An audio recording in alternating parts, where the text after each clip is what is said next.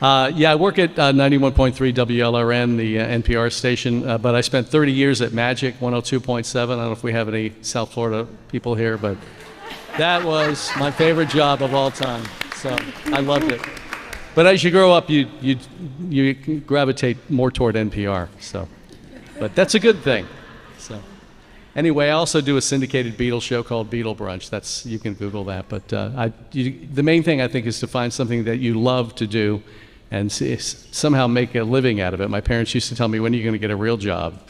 They're hiring at the county, and all that is great, but I really wanted to, I grew up watching George Carlin and all these great, Steve Allen and Johnny Carson, The Tonight Show. I wanted to be Johnny Carson, so, and I'm Joe Johnson instead, but it's okay.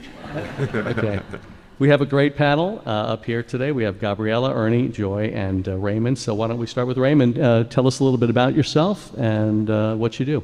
Thanks. I'll try to keep it short because I know everyone wants to hear some of the insights from the panel. But Raymond Hall, I'm the Chief Human Resources Officer for Harvard Maintenance, based here in Miami, Florida, by way of Chicago. And my name is Joy Dettorre. I work for IBM, and I sit in the Office of Diversity and Inclusion. Right. Ernie Paskey. I lead the talent assessment practice at Aon for the Americas and APAC. Gabriela Gomes de Freitas, Vice President, Human Resources for Mastercard Latin America. Very happy to be here with you today. Thank you. All right, fantastic. Welcome, you guys. You look great up here.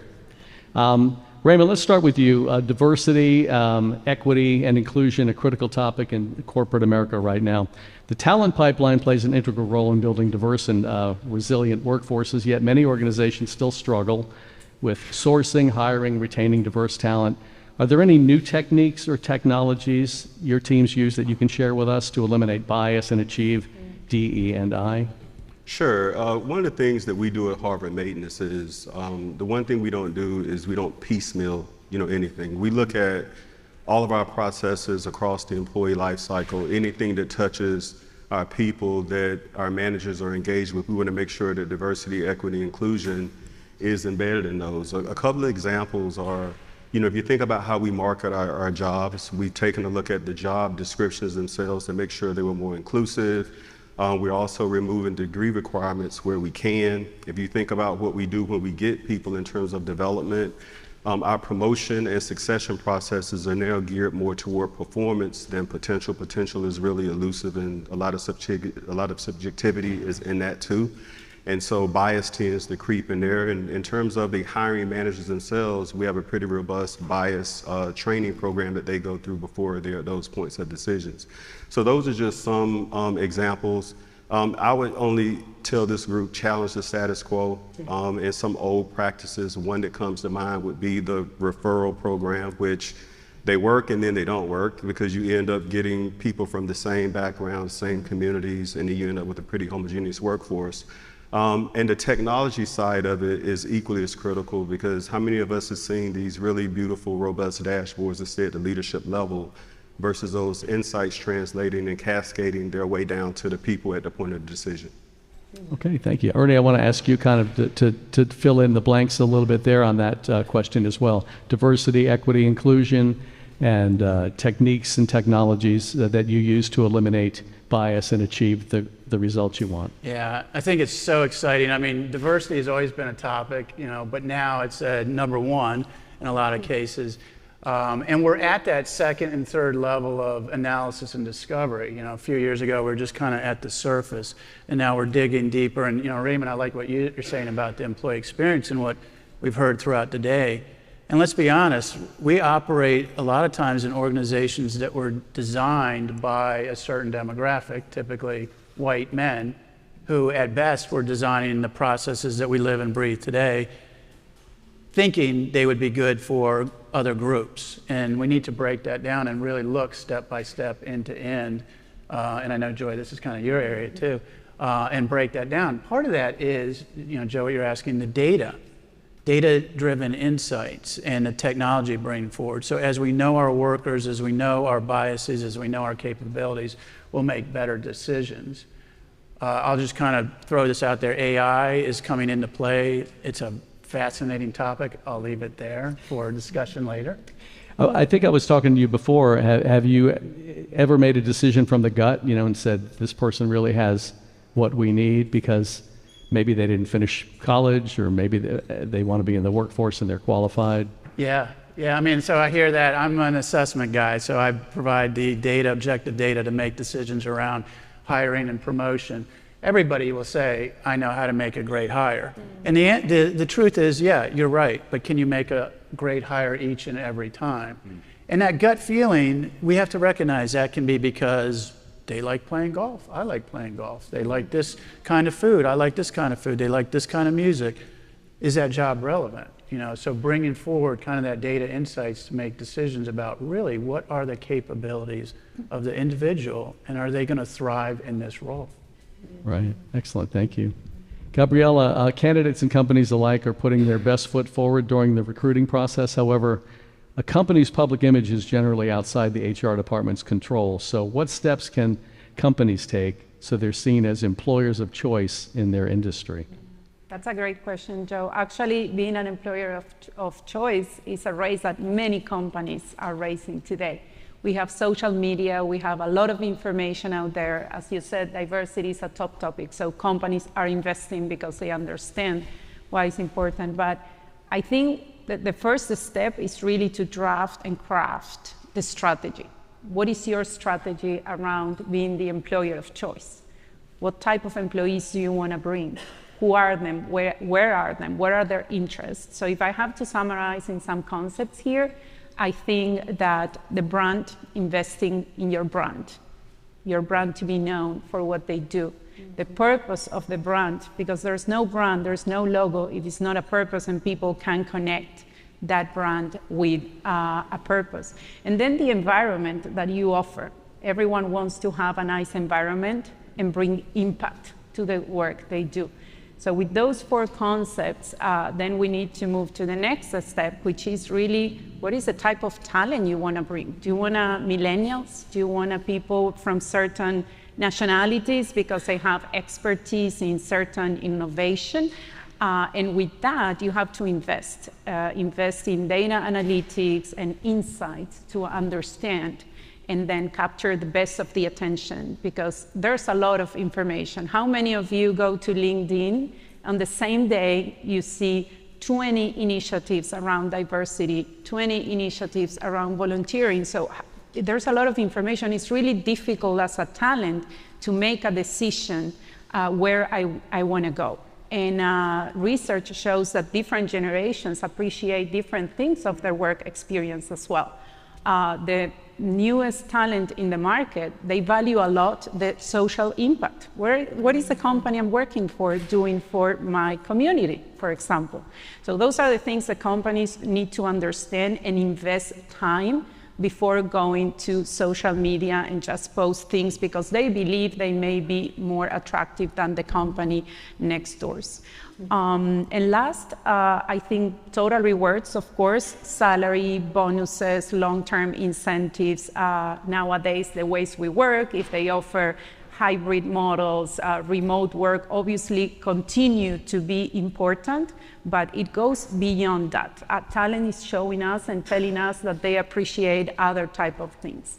You're talking about social media, and I'm just winging it here, but Elon Musk just overspent probably for Twitter, $46 billion, and the first thing he did was fired half the staff. The second thing he did was hire them back. Yeah. So what lesson can we learn from that? Because you have a lot of money? That one in particular has bring a lot of noise, right? And I have to confess, we are exchanging with colleagues within the company and outside the company. Look at what is Twitter doing. Look at what is Tesla doing. So yeah, and it has an immediate impact. So we have to be responsible and really stop and take the time to think how we want to bring that information and really be an outlier for people looking at social media, LinkedIn, Twitter, the wide range of channels. Yeah, that's we'll see if he gets his money back. Let's see. Joy, looking at the very beginning of the talent pipelines for many candidates, job postings, descriptions, maybe their first interaction with an organization. So how can organizations rethink the language they put into job descriptions, whether it's in a classified ad or a television or Yeah, Anything else? I'm actually glad I went after Raymond because he gave me a good segue on this. And for those of us that never met Joe before, who knew a local icon would be here? So I'm actually glad I said yes. So, but I think context is really important because context matters, right? As we think about talent and talent acquisition and the talent pipeline, because let's be honest, I mean, if we look at 2021 versus November of 2022, it looks different, right? However, there's one thing that hasn't changed, and that is the need for hiring skill-based talent. Well, it doesn't go away. And for those of us that are talking about data and research, there was some recent research that was done by two, I'll just say, very famous research firms. It was recent research. And what they did was they interviewed 15,000 people across 5 countries, and this is what their research revealed, that 40% of the people that they interviewed said that they were going to leave their jobs, not now. They're going to leave their jobs between 3 months and 6 months from now. So what are we going to do with that data? I mean, if we're all data-driven, human-centered, and evidence-based decision-making companies, well, what do we do with that kind of information? Well, we keep hiring unicorns, right? So at IBM, I would say that there are 2 things that we are really focused on. One is, and Raymond talked a little bit about this, is we have completely rewritten every job description. And we did it with a lens of looking at inclusive language. So think of it as doing like an internal communications audit. That's what we did. We were looking for words that were gender coded. We were looking for age triggering words. We were looking for words that maybe were rooted in bias against somebody's mobility. So when we think about job descriptions and this inclusive component, that was really important. The second thing that we did was we really changed our job descriptions to look at what I'll call skill-based job descriptions. And in many cases, we completely eliminated the need for a traditional 4-year degree. So if you go out on the IBM website and you look at our job descriptions, you will see that 50% of our jobs at any one point in time don't require a degree. And there are 2 reasons why. First of all, 67% of the adult US population doesn't have a bachelor's degree, right? Number 2, by arbitrarily adding a traditional 4-year degree to our job descriptions versus a skills-based job description, we were creating systemic inequality from an entire candidate pool. And so what we discovered by making these 2 intentional changes, 2 things happened. Number 1, for a 42% increase in candidate hiring matching. So for those of you that are involved in talent acquisition, that's a pretty high value proposition. The second thing we discovered was a 63% increase in a diverse candidate pipeline, where 63% of those candidates now identified as an underrepresented group. So when you're talking about data and tangible outcomes, those are 2 things that worked for us. And Raymond actually mentioned both of those.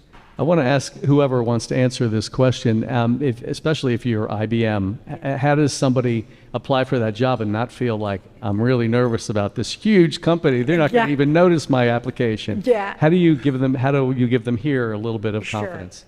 I'm actually glad you said that, because there's one really important caveat that I want to bring to that. And I know we were just talking about the University of Notre Dame.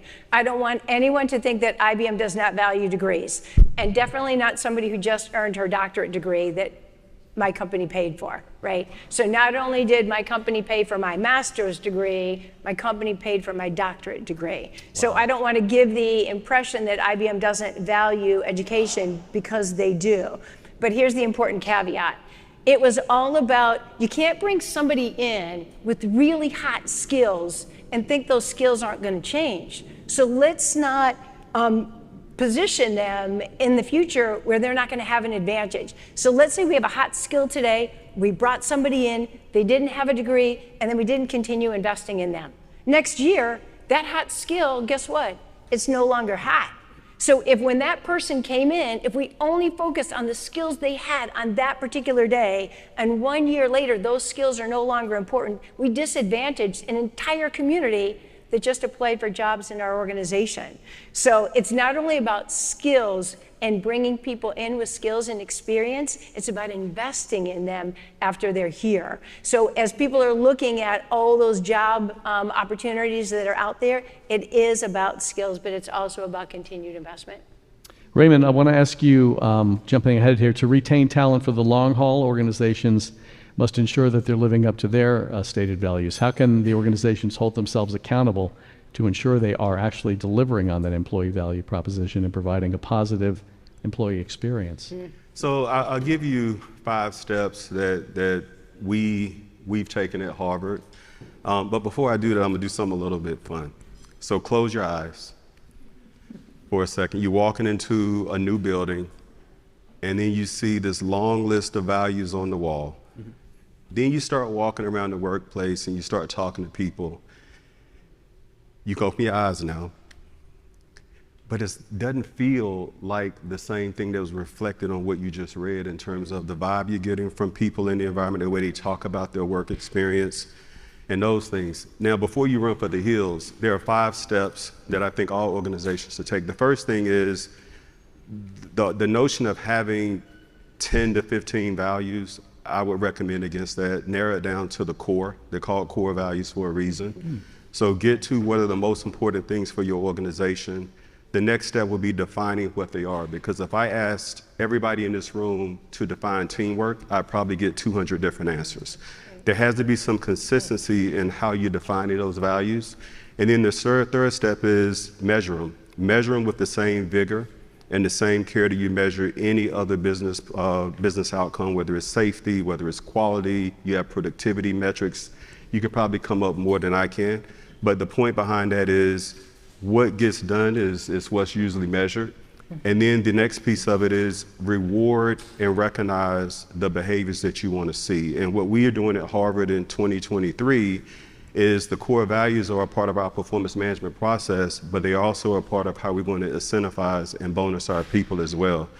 The number one spectator sport in business is boss watching. And so if you're a leader, it's true.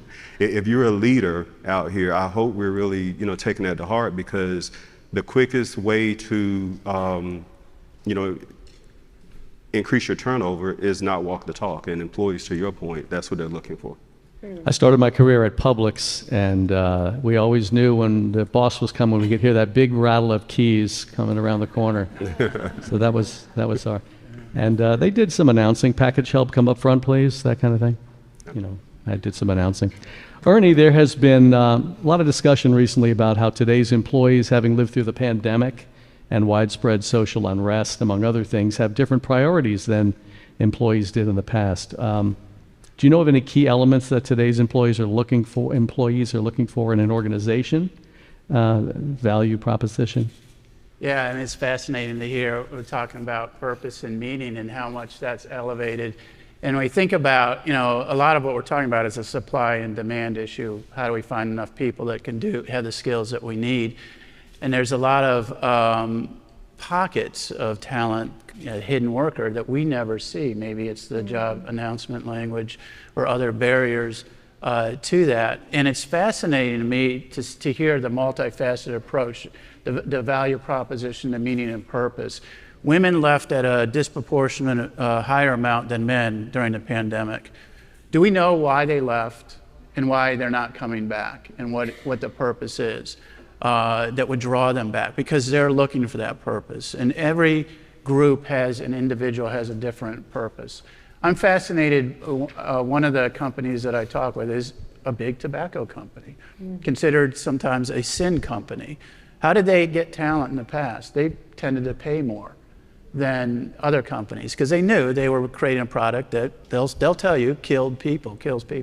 You talk to them now, the passion and excitement and purpose and tie to the mission of a smokeless, healthier habit is amazing. It's energizing. And that's, to me, just an extreme example of how impactful purpose can be and meaning can be. And it's how we communicate that EVP in the right way, to the right, getting the message right to the right audience.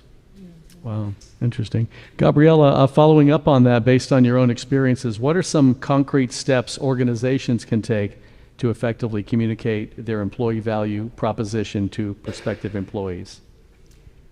Because of everything we are saying here, a lot of information, a lot of channels, I think the first very step is creativity.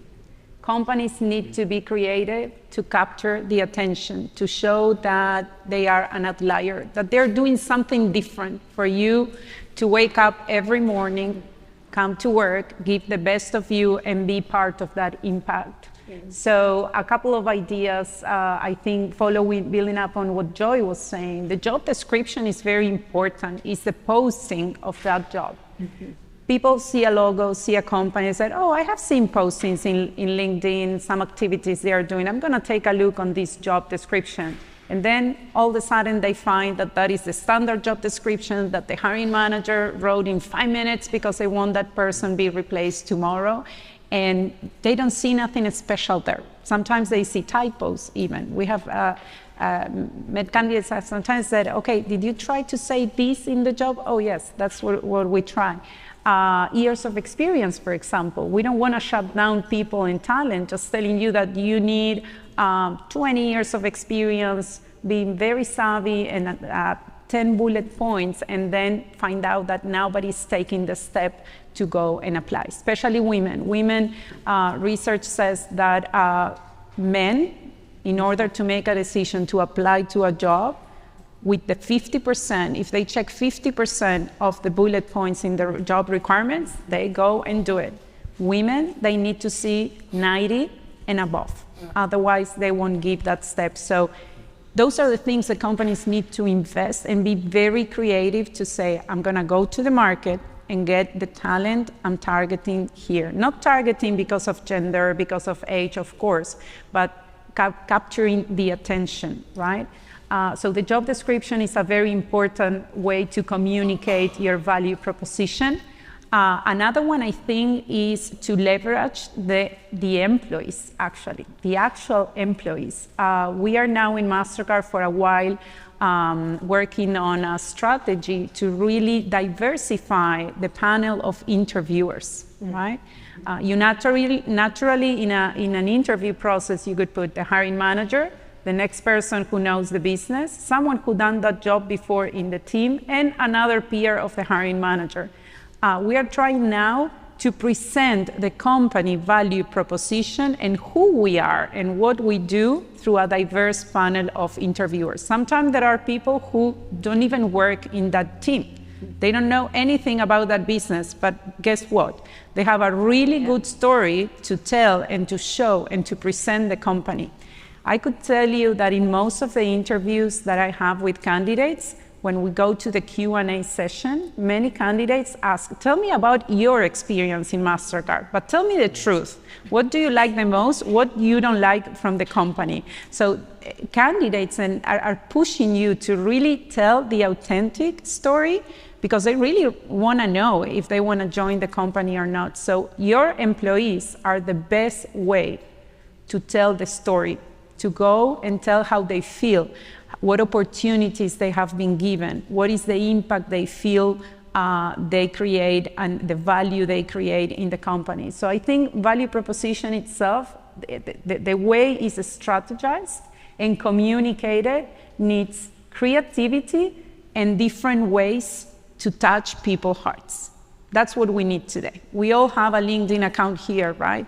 How many times a week do you check your account? Probably once a day. And if you are in the job market, 2, 3, 4 times a day, right? So we are seeing some repetition in the postings and initiatives again and again the companies are doing. So we need something different. We need to be attracted by the outliers propositions.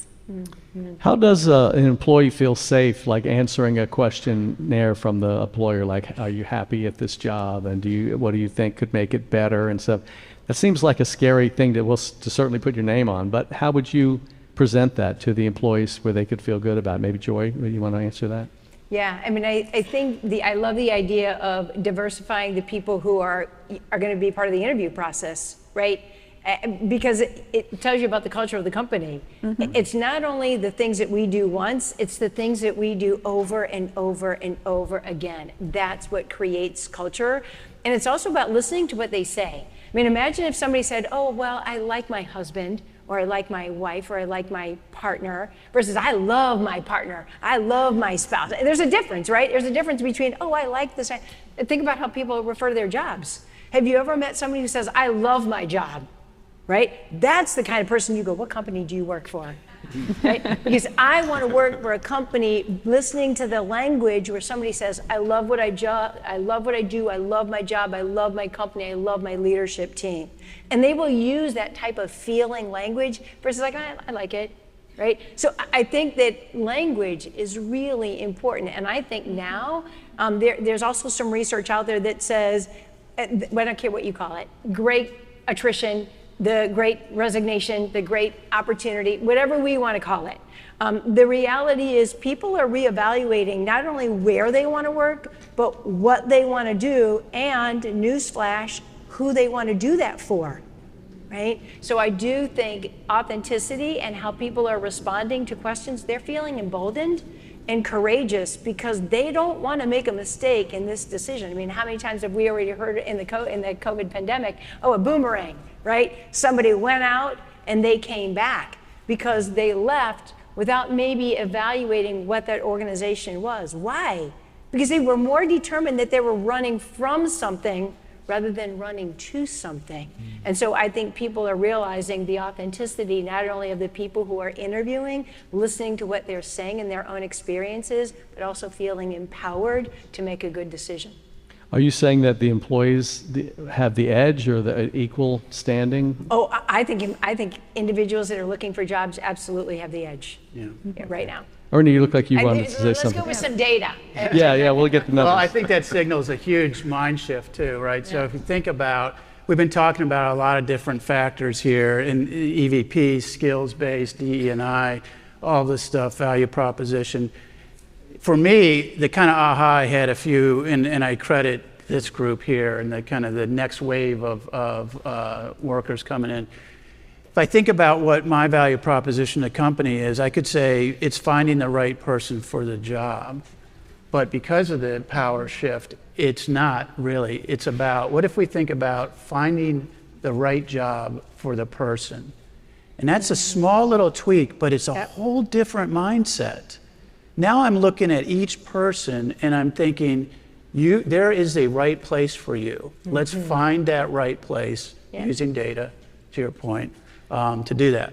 The other quick comment I want to make is your question on engagement. And I think if a company says we can't ask managers to ask their employees about their level of engagement, you probably, if that's the situation, you probably know the answer, right? You don't have an environment of trust. But I keep hearing throughout the day the criticality of the role of the manager.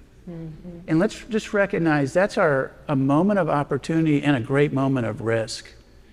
Every company I talk with, I say, can your manager support your DE&I, communicate your EVP, identify the right skills, the right talent? And the answer is always, not really. So manager capability is really critical right now. Would you say that because of the impending inflation that we keep hearing about on the news and the prices in gas and groceries, that employees are maybe a little afraid and that they might not have their job if that continues, or is it employers might think that the employees would leave? I mean, how would you yeah, it's interesting. I mean, what this week we have Amazon, we get, all the companies that were struggling to find engineers and IT positions. Now they're out there, maybe, I don't know, can we afford them? Because those companies were paying quite a bit. So what are we going to do? And I don't have the answer to that. What I do know is the people that are not here today from HR were in companies and HR departments that were not agile, creative, and resilient. So this is just another change coming. Maybe the market labor dynamic is shifting. How's HR? And I feel very good that HR is going to handle it well. What are you going to do about it? And how are you going to seize the moment of opportunity here? But I don't know. Do you have anybody else have any thoughts on this? Yeah, definitely. times of a lot of change. No one was prepared for what we went through in the last 2 years. Yeah. But believe me that for HR, it's been a big shake. It moved us, it took us to the highest level of resilience requirements. And that's why I refer to creativity. We have to be creative. Every quarter when we review the attrition, now is everything is shifting, not even 3-4 years. Every month we see different trends that we still, as you can say, we cannot explain. We don't have the answers. And this week you have seen in our industry in tech a lot of layoffs. 11,000 employees just from one company. That's a big shift in the game. What is 2023, to your point, is going to bring us, Joe, with inflation? We really don't know. We are still implementing actions for what the last 2 years have brought to us. So we definitely, as you said, resilience, creativity, and see the opportunities is keeping us on our toes. That's all that I can say. Do you think that in 100 years they'll be studying this past era, like we studied the great stock market crash in 1929? Yeah. I mean, there's so many complicated levels to everything that's going on. Go ahead, Raymond. Yeah, it is. But the one thing I'll say the last couple of years have shown me, at least in organizations that I've been a part of, is really forced you to develop a new muscle. I mean, these were unprecedented times. You talked about the economic environment in 23 that's uncertain. I do think there are some people, employees that are a little hesitant to, jump ship because they don't know what the job market is going to be like. But the one thing I'll say to that, though, companies are always looking for the best talent. I've yet to see the best talent not to find jobs in any market. And so you touched on something, though, Joy, earlier when you were talking about creativity, and it reminded me of an experience I had when I used to work at Boeing. So I was at JLL at the time, and I met the CEO at Boeing. We were just having a conversation. So he brings me in, and he says, I don't have a job. And I'm like, what the heck you bring me here for if you don't have a job, right? What are we talking about? And what he was trying to do was match up my experience and skills with the work that needed to be done. There wasn't a job. Right. And so organizations do that all the time too. And so I do think 23 would be a little bumpy, just like the last couple of years have been. But we've also demonstrated that we're very resilient and we can change. And we can be really flexible too, as it goes on. This is kind of the opposite question, and anybody can take it. What about those who have left the workforce and wish to come back? And I don't know if it's pandemic related, maybe they stayed home with the kids or that kind of a thing. But what challenges do they face, and what challenges do the employers face with the recruiting and bringing back people that are coming back to the workforce? Maybe not to that same job, but anywhere. Anybody want to talk about that, Ernie? Yeah, I mean, why did they leave, and what are the barriers that are preventing them from coming back, and where can we find that? It's an ease of entry, and I think it's removing some fear too. Have the skills requirements changed? Do I have the skills? Has the culture changed? There's a lot of rational elements about, will I need to be in the office? How often will I need to be? What is the benefit mix and all that? So I think we have to look to non-traditional paths. We heard from a speaker earlier on that. At Aon, it's an apprenticeship week this week, where we're celebrating all the companies have come together to offer apprenticeships around the U.S. As a great way to bring in talent. So yeah, I think it goes down to creativity and being flexible. Okay. Joy, at a fundamental level, there's also no uniform consensus about what we mean when we refer to diversity in recruitment and talent acquisition. Is there anything specific that you found has been very effective? I'm not sure. I'm Yeah, sorry. there's a little bit of an echo in the air. We appreciate the AC in Florida. I don't know if the air conditioning kicked on, but you said something about talent acquisition Just and diversity. there's no uniform consensus about what we mean when we refer to diversity. Yes. So how would you break that down? Yeah, as a person who sits in the Office of Diversity and Inclusion, I mean, it absolutely is a topic that's in the forefront of everybody's mind. You don't have to sit in this office to be concerned about that. But I do think that not one of us shows up to the office as like we're one-dimensional. Like, we don't show up as just one characteristic. And like Raymond did a little example, I'd be willing to bet if I asked every one of you, when I said diversity, what characteristics come to mind? If there are 200 people that are in this room, I'd probably get 200 different responses. But I'd bet a lot of those responses would be wrapped around, well, race and gender and ethnicity. And if you would have said any of those, you would have been absolutely correct. But one of the things that we are really trying to focus on is, well, what are those invisible characteristics? Right? And I'll give you a perfect example. I mean, let's think about the person who maybe is sitting right next to you at the table, who is legally blind without their contact lenses. Right? Or I want you to think about the person that maybe you meet next week, who confides in you and tells you that they're a survivor of domestic abuse. Or if you happen to be a first-line manager, let's think about that employee who walks in your office next week and says, guess what? My parent, they're actively dying. Right? Now, here's the thing that we need to realize, and again, this goes back to data. More than 70% of our diverse characteristics, they cannot be seen and they cannot be measured. So when we think about all of those examples I just gave, what do they have in common? Well, they're invisible and they're undetectable. So the next time you're having a conversation with that colleague or that team that your team doesn't really get along with, and you're wondering, what is it about that individual, that colleague, that team? Why can't we get along?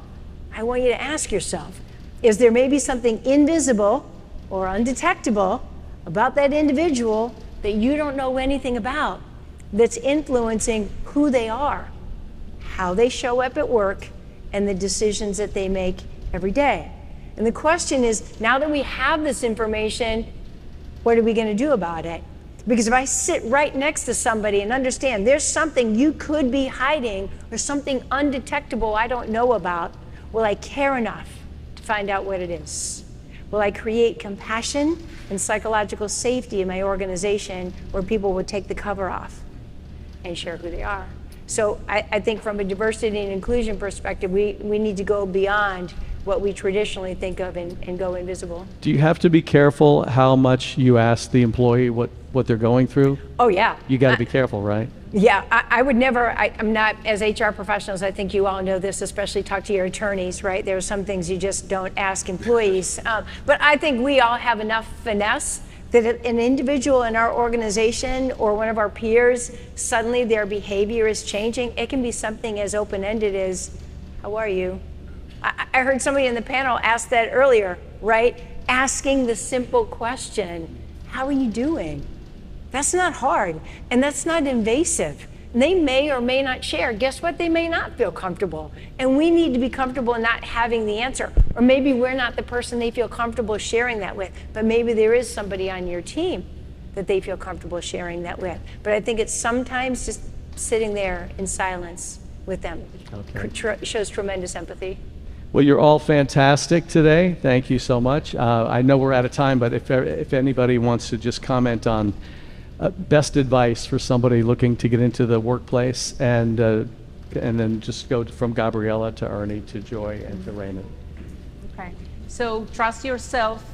Don't be afraid. The world has come very complex, but that is within the HR. As a talent, as a worker, I think this has brought a lot of opportunities for all of us to do better and to add value in a different way. Okay, Ernie? Thank you. Thank you, Gabriela. Know your workforce, ideally through some data to challenge conventional wisdom. Joy? I'm actually going to say three things, and I'm going to jump off of what Gabriela said. Number one, do it afraid, right? It's okay to feel fear, but do it afraid. I'd say the second thing is watch your inner monologue, right? I mean, think about how many conversations we have with ourselves every day, right? So the words that we say to ourselves are so powerful. They're more powerful than any other words somebody else is going to say to you. So watch the language, your inner dialogue with yourself. And then I think the last thing that I would actually say is if you're looking for another opportunity somewhere else, find somebody in the organization that you may remotely know, because I think networking makes the difference. Somebody who's willing to vouch for your skills in another company, I think is going to make the difference. All right, Raymond, you get the honor of kicking the final field goal here and put us on the win column. No, good. So I'll take a slightly different angle because I was thinking as we were talking, we touched on a lot of people aspects. We talked a little bit about technology, but when you think about creating an exceptional employee experience, the piece that we didn't really touch on was that third wheel, which is the workspace or the workplace. And so as you think about crafting your strategies to build out that exceptional employee experience, whatever it may mean to you and your organizations, the integration of people, technology, and the space is critically important. Okay. How about a hand for Raymond Hall and from Harvard Maintenance, Joy Dettorre, Global Diversity Inclusion at IBM, Ernie Paskey, Chief Regional Officer, Aon's Assessment Solutions, and Gabriela Gomes de Freitas, Vice President, People Business Partner at Mastercard. There they are today. Thank you so much for being here. I'm Joe Johnson. I hope to hear you on the radio. Thanks for listening and coming up.